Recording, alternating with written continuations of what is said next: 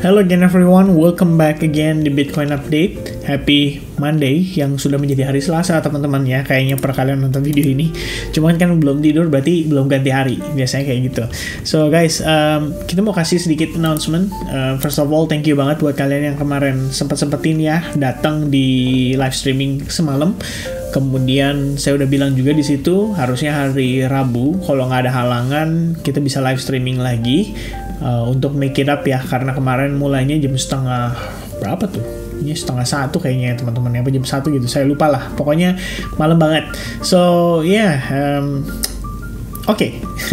Jadi saya pengen sharing sedikit guys. Tadi atau lebih tepatnya siang kayaknya ya, saya ada sempat kasih posting di Twitter soal ini guys, apa namanya, soal good signal ya for Bitcoin untuk bersiap rally parabolic.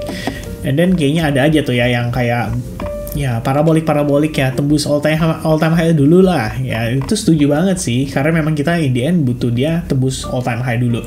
Nah, saya pengen kasih sedikit penjelasan di sini. Yang pada dasarnya yang saya lihat adalah MACD crossing up pada perspektif weekly. Ini merupakan signal yang sebelumnya saya pernah pakai guys, yaitu pada weekly perspektif di Bitcoin, tapi bukan 1 pekan, tapi 2 minggu. Dan waktu itu kita ngecek ya analisisnya, setelah kita lihat dia crossing 2 minggu, ya bener-bener forming bottom di sini. Jadi saya nggak tahu tuh ya teman-teman ingat atau enggak, tapi kalau followers lama harusnya ingat. Saya pernah ngebahas ini MACD atau indikator MACD ini hendaknya crossing pada perspektif time frame 2 minggu. Nah, kenapa saya cukup yakin? Karena kalau teman-teman lihat berdasarkan historinya ya, berdasarkan historinya di sini di MACD, teman-teman bisa perhatiin deh. Di time frame 2 minggu tuh cuman sedikit doang kita pernah nge-crossing kayak gitu ya. The first one terjadi pada 2012, which means disambut dengan rally parabolic. Kamu bisa lihat dari MACD-nya ya, itu nggak mungkin bohong. Kemudian sama, the next cross adalah di sini pada rally 2015. Kemudian sekali lagi terjadi tepatnya pada 2019, momennya 19 April, terus dia rally ya. Tapi kemudian dia crossing down gara-gara COVID ya, di sini pandemi. Tapi the next cross-nya teman-teman bisa lihat itu ngebawa Bitcoin sampai menembus all time high yang baru. Jadi waktu itu saya inget banget saya create video ya ke teman-teman, tepatnya di akhir Desember kali, atau mungkin awal tahun 2023. Harusnya ada kalau misalnya saya mau telusurin, cuma buat apa ya, itu udah lama juga kan. Intinya waktu itu kita udah mention soal hal ini, dan so far ngasih Bitcoin itu rally yang cukup impulsif. Nah, kalau kita ngelihat dari MACD punya time frame besar sih, ini sih harusnya kayak merupakan pertanda bisa jadi kita masuk ke dalam fase yang relatif bearish gitu kan. Namun good news-nya adalah dari perspektif weekly-nya kita yang kali ini mau crossing up. Nah, kalau kondisinya kayak gini gimana, Vin? Ingat ya, yang tadi kan 2 minggu. Artinya satu candle itu terbentuk dari 2 minggu. Di sini adalah 1 minggu.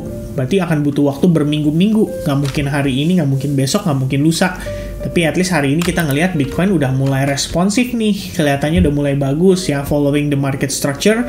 Dari yang saya mention kemarin juga, saya ada bilang sama teman-teman, yang saya highlight adalah internal structure.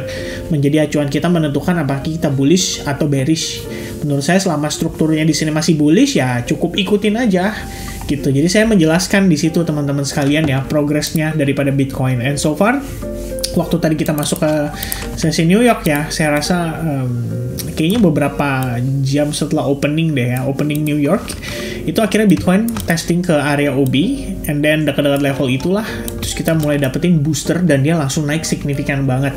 Waktu tadi dia nembus ke level 64 ribuan something, itu kita lagi live streaming dan saya bilang sama teman-teman di SAG, sabar dulu ya, tunggu closing candle. Ingat loh, ini hari Senin. Hari Senin itu market kecenderungan bisa manipulatif, dan ternyata bener ya, baru jadi liquidity sweep dulu ya. Di sini kita belum bilang dia valid mengalami breakout tuh, dia baru liquidity sweep dulu. Kenapa? Karena dia cuma ngambil high point ini doang dalam bentuk wick atau buntut candle. Lihat dari time frame 4 jam tuh kelihatan lebih jelas. Ya kan? Ingat, dari perspektif di atas kita belum benar-benar bullish until kita bisa take out yang namanya Fibonacci 0,262% di situ, ditambah confluence-nya dengan si area order block ini. Ini kan fresh order block. Jadi wajar nggak ngasih reaksi sellers? Wajar, gitu kan? Cuman ya saya bilang sama teman-teman, daripada Anda terlalu berspekulatif, fokus aja sama market structure, ya kan? Selama lower time frame 62.800 ini nggak di breakdown kayak begini, ya kita masih bisa yakin lah kalau Bitcoin masih bisa nanjak lagi. Itu ekspektasinya teman-teman. Lalu kalau misalkan kita cek di yang tadi saya jelaskan ya kepada teman-teman sekalian ya, ini ya sebenarnya adalah momen halving sama US election itu di tahun 2020 juga sama. Kita bahas itu pada saat live streaming semalam tuh, ya itu udah cukup detail saya bahas di situ.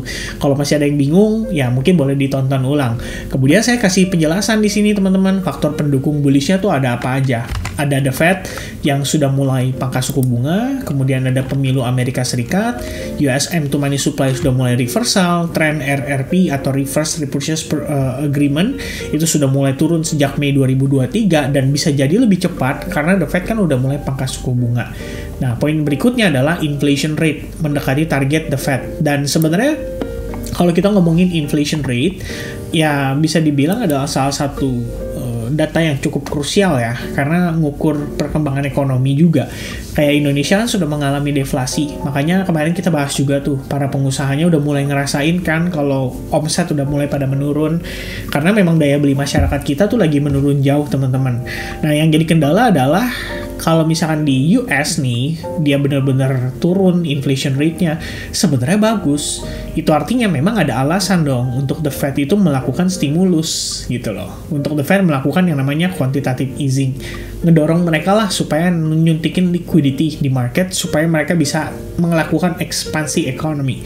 Nah, dark side-nya atau side effect-nya lah ya kita bilang, ada kemungkinan ya jobs market jadi semakin melambat, mengingat yang namanya inflation report ini kalau misalkan benar-benar inflationnya turun itu kan berarti memang ada perlambatan ekonomi di sana. Nah, makanya yang saya khawatirkan itu worst case scenario yang saya tuliskan di sini juga ya. Other faktor resikonya adalah geopolitical tension. Kalau misalkan tiba-tiba Israel jadi nyerang kan ke Iran ya untuk serangan balik teman-teman. Kemudian poin nomor 2 adalah US resesi, tapi ini probabilitasnya kecil karena ya tadi udah disebutin di atas ada US election dan lain sebagainya.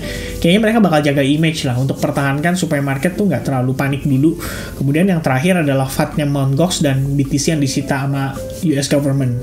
Udah, paling kayak gitu. Ya, kalau dari sisi technical sih, kita udah claiming exponential moving average 21, yang artinya itu udah relatif cukup baik sekali ya, teman-teman sekalian, karena berarti kita berusaha nih untuk bertahan dari tekanan jualnya. Dan dari perspektif fair value gap-nya juga udah bagus banget ya.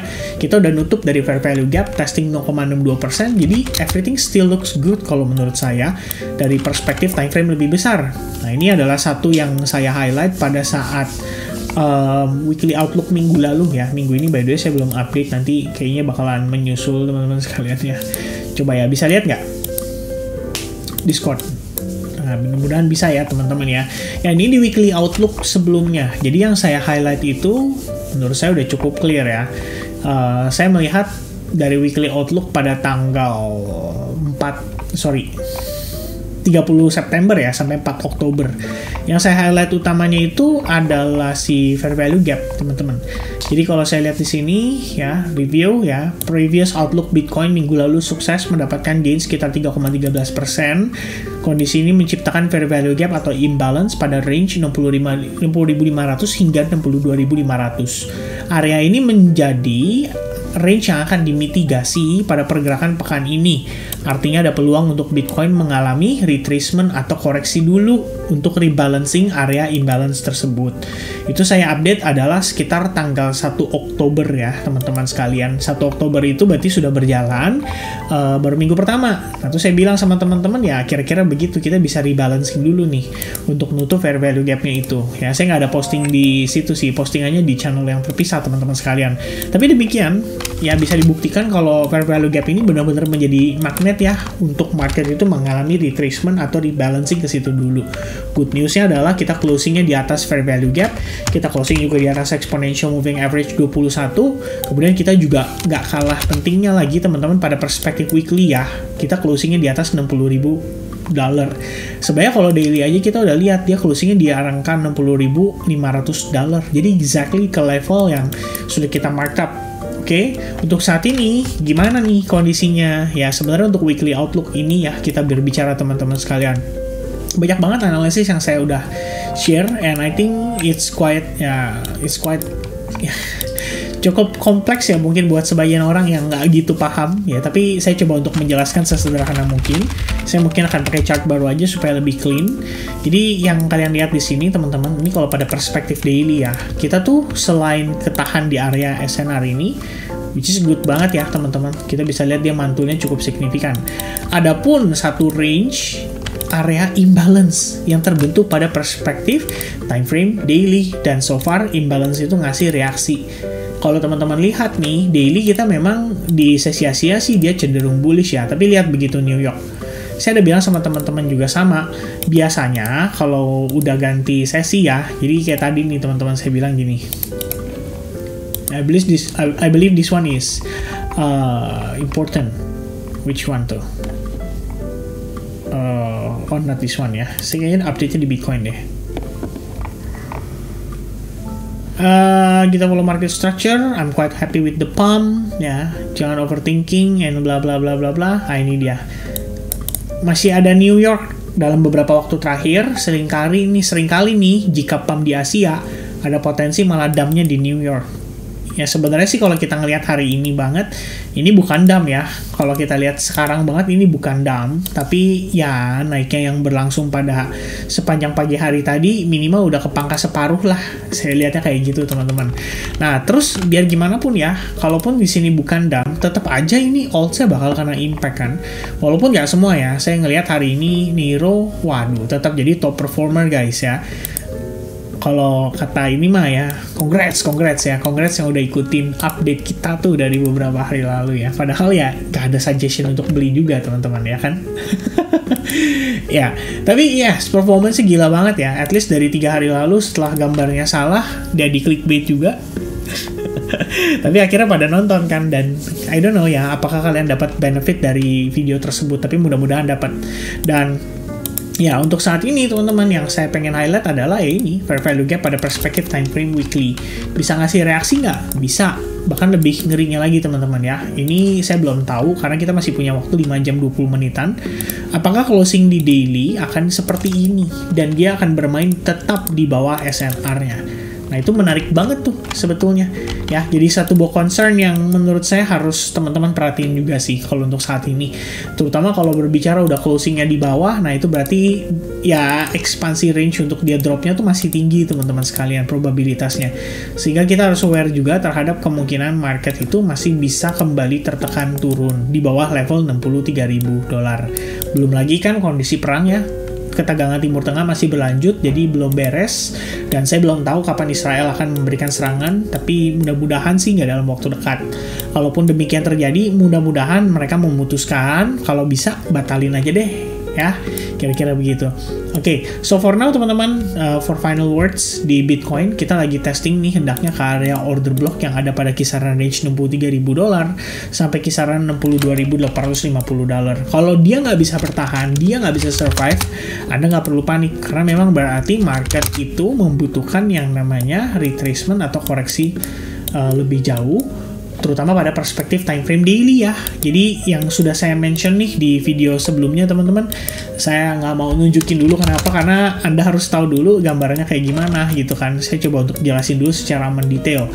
Ya intinya adalah all of that part of the correction ya. Tapi ini kita belum tahu apakah skenario-nya akan seperti itu, karena kuncinya itu adalah Bitcoin harus breakdown dari area level $62.680. Ini saya ambil paling rendahnya ya, bukan di atasnya, bukan di tengahnya, tapi saya ambil paling rendahnya tuh, berarti $62.680. Oke, just beware teman-teman sekalian, jangan terlalu overconfident dulu ya. Market masih dibayang-bayangi dengan kondisi perangnya ya. Mudah-mudahan sih bisa segera resolve tanpa harus ada korban jiwa lebih lanjut, dan semoga mereka mengutamakan kemanusiaan ya daripada mengutamakan egonya masing-masing. Oke, so God bless buat teman-teman semuanya. Happy Tuesday and see you guys again soon in the next update guys. Cheers. Bye bye guys.